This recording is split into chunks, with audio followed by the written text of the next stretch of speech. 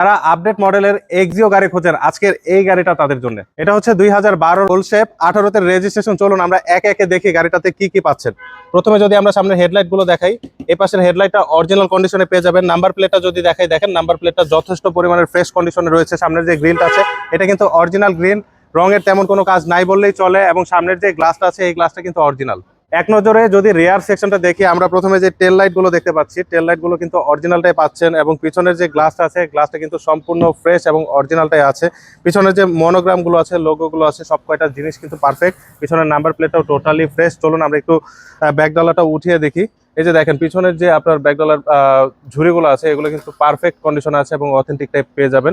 লকটা কিন্তু যথেষ্ট ভালো অবস্থায় রয়েছে। এটাতে পাচ্ছেন 60 লিটার সিএনজি সিলিন্ডার। এক নজরে যদি আমরা ইঞ্জিন রুমটা দেখি, এই যে দেখেন প্রথমে বনেটের যে ঝুড়িগুলো দেখাচ্ছি এগুলো দেখেন পারফেক্ট অবস্থায় রয়েছে, যথেষ্ট ফ্রেশ। এবং সাইডে যে মাঠগাটের ঝুড়িগুলো এগুলো পারফেক্ট। মার্শালটা দেখেন যথেষ্ট ভালো অবস্থায় রয়েছে।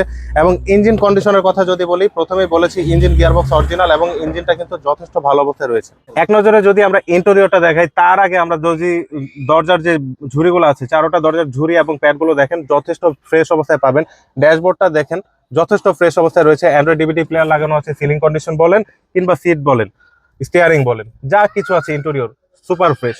এই গাড়িটার আস্কিং মূল্য মাত্র 16,50,000 টাকা থাকবে, ধামাকা ডিসকাউন্ট। যদি নিতে চান স্ক্রিনে নাম্বার দেওয়া আছে, কল দিয়ে চলে আসুন স্টার কার সিলেকশন।